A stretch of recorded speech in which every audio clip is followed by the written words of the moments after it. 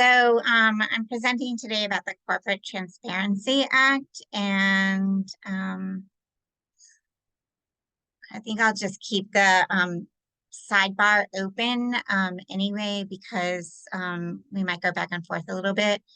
So the Corporate Transparency Act is a new federal law that will affect almost all companies, LLCs, corporations, limited partnerships, and other closely held entities.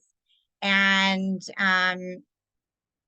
my focus, I guess, is from an estate planning perspective. Sometimes trusts own entities. And so the reporting needs to be sort of, the trust, the people who own the trust, who own the entity, will need to be disclosed. And that's part of the transparency.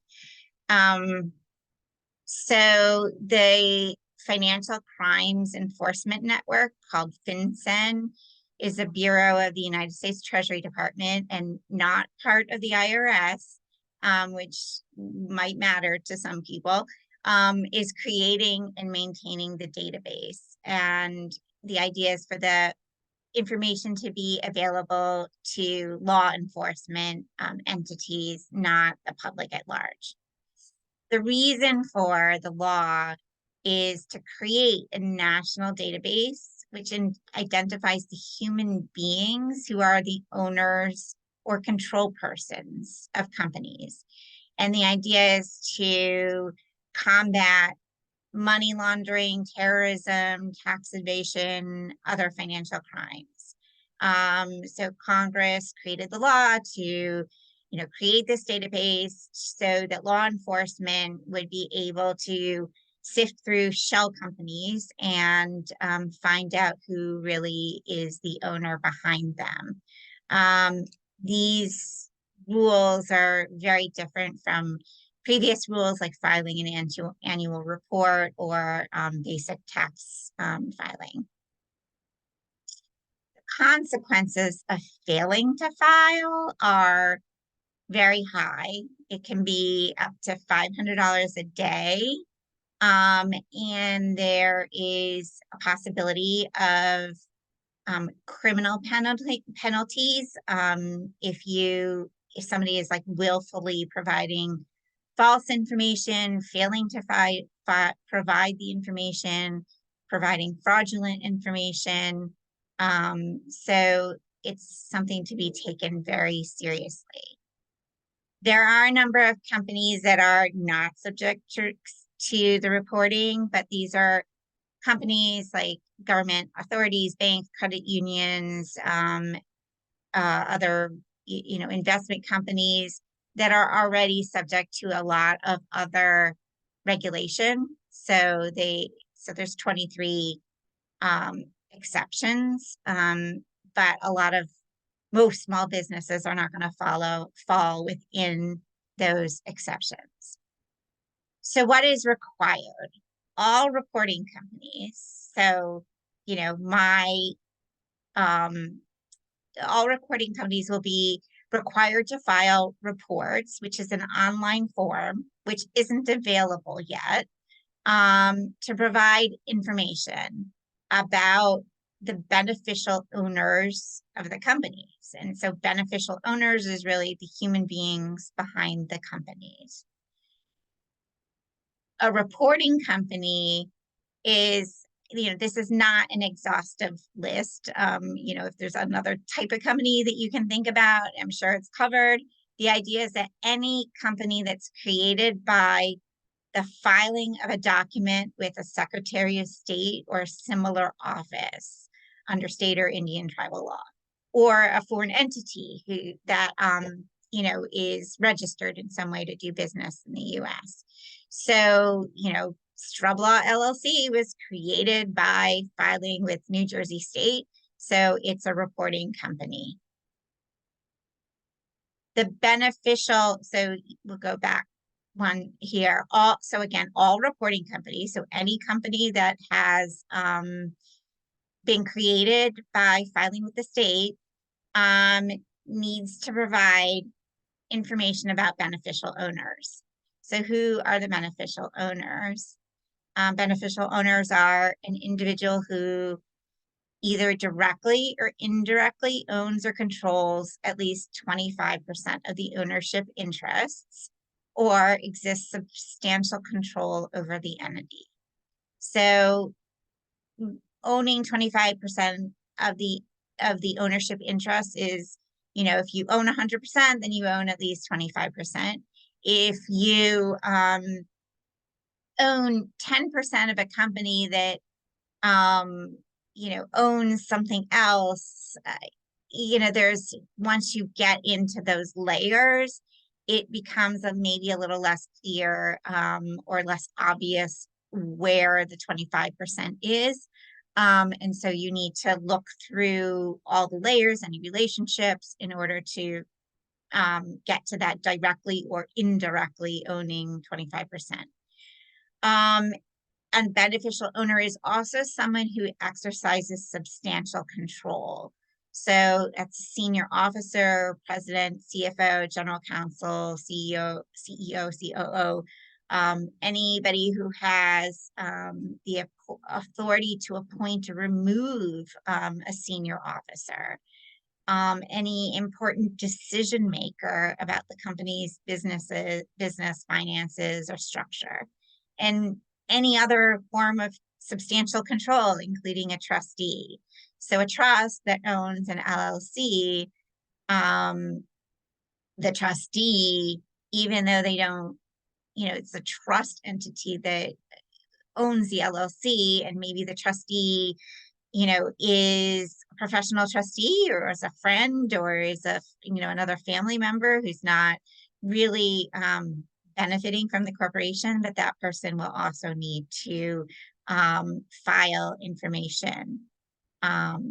So the information that is required, so the reporting company does the reporting and reports its name, business address, jurisdiction of information, and a unique identification number, which is often the EIN that it has anyway, but in some cases, it may be that you have a pass-through entity or something, and there is a question whether some reporting companies will need to get an EIN, even if they've never had one before, in order to have that unique identification number.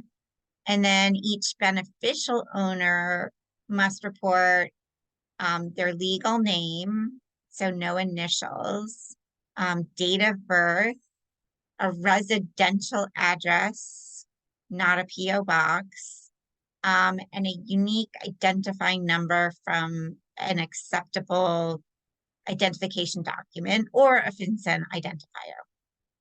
And they will have to submit a scan of their identification document, a driver's license or a passport, to be filed with the report. So, from an estate planning perspective, and there are sometimes people don't want to be so clearly connected. Maybe a trust fund baby doesn't want everybody to know that they have a trust fund or something like that. So people will use initials, they'll use PO boxes, they'll have their lawyer get the mail related to something, they'll have a family office to get mail. So this is really trying to drive down into who are the real owners. So, in some cases, people will find this incredibly burdensome and invasive. From an estate planning perspective, I guess I hear more from other attorneys who are trying to preserve clients' privacy. And so the perspective of it being burdensome and invasive really is something that I hear a lot about. I'm not sure if that's going to be the case, for people generally that need to report. But the reporting company needs to do the filing. the report, so somebody in the reporting company needs to get a scan, the legal name, date of birth, residential address, and a scan of the identification document from each beneficial owner.